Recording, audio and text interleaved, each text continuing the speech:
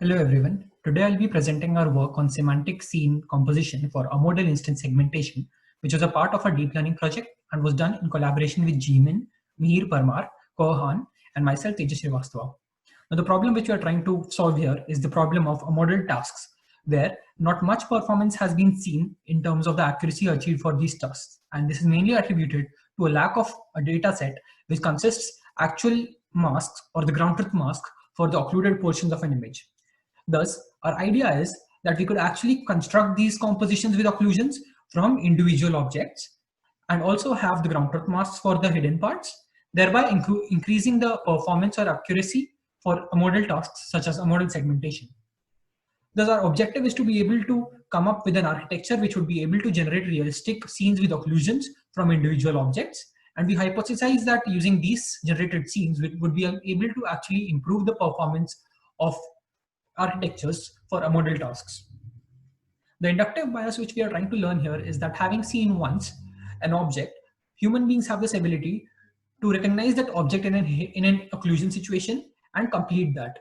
And if a network is able to learn that, it will perform better in many such model tasks.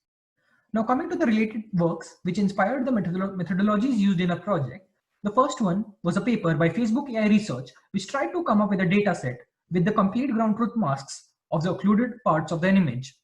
However, for these, human labeling was used for annotating those parts, whereas we tried to automate that process by a neural network. The second work, which influenced our idea of developing a neural network to actually compose scenes from different objects, was the paper of context-aware synthesis and placement of objects by Professor Lee and his teammates. Another important work for us, which was finally used in our main approach, was the paper of spatial transformer networks, which are basically learnable network modules and allow spatial manipulation of image data inside our network, and thus was extensively used in our final approach to compose scenes from individual objects.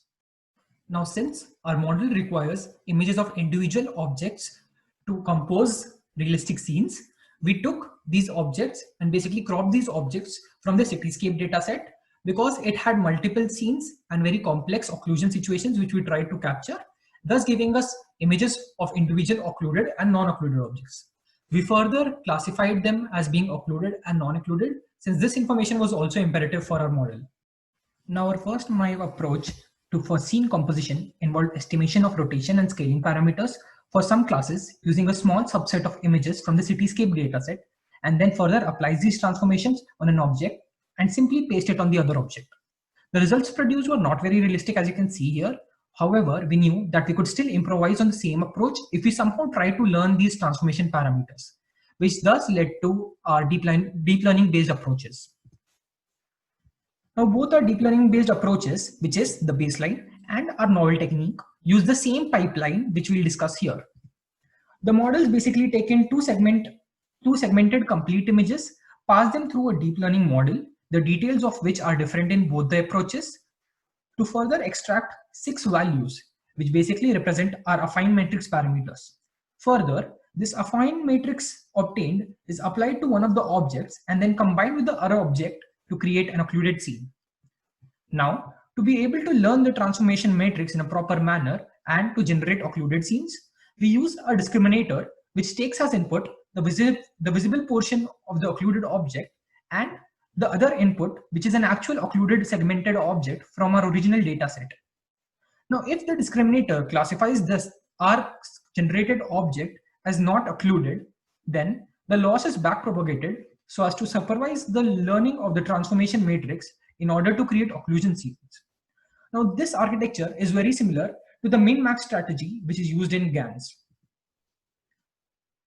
Now, our deep learning baseline takes in segmented objects as input, flattens those images to obtain feature vectors, and adds those feature vectors together.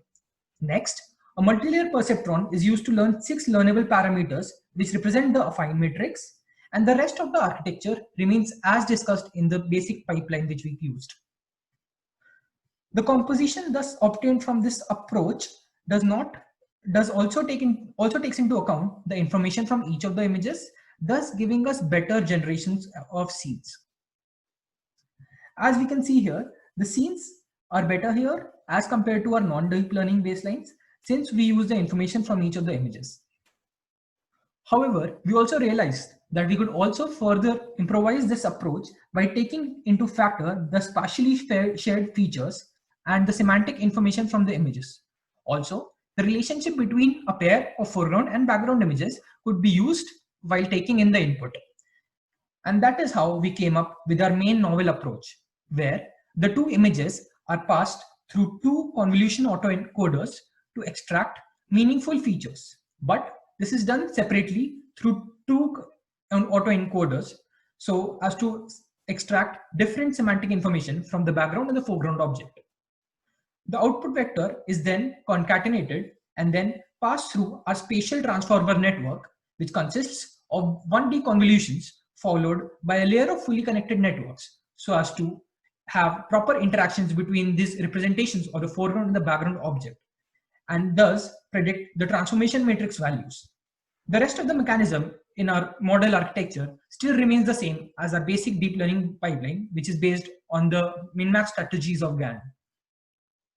Now, as you can see here, the scenes produced by our approach are semantically more meaningful and realistic than our baseline approaches. In order to do a quantitative analysis of the data generated by a method, we fine-tuned a pre-trained mask RCNN for the task of A-model instance segmentation.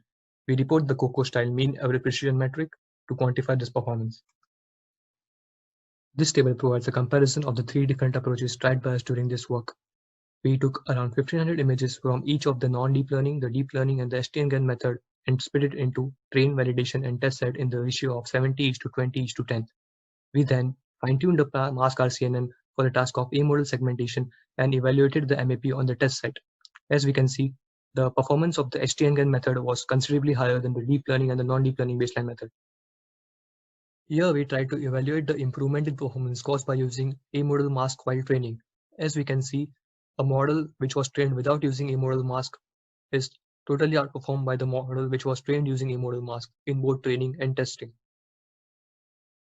On visualizing the performance of the mask RCNN fine-tuned using dataset generated by our method, you can see that the predictions of the mask RCNN for both the A model as well as the model instance cases match pretty well with the ground truth.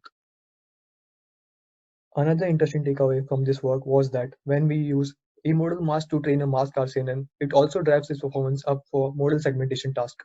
Here you can see that when we computed the IOU against the model mask only, the performance of the mask RCNN trained using A-model mask was significantly higher, about 0.13 MAP score higher than the one which did not use A-model mask in training.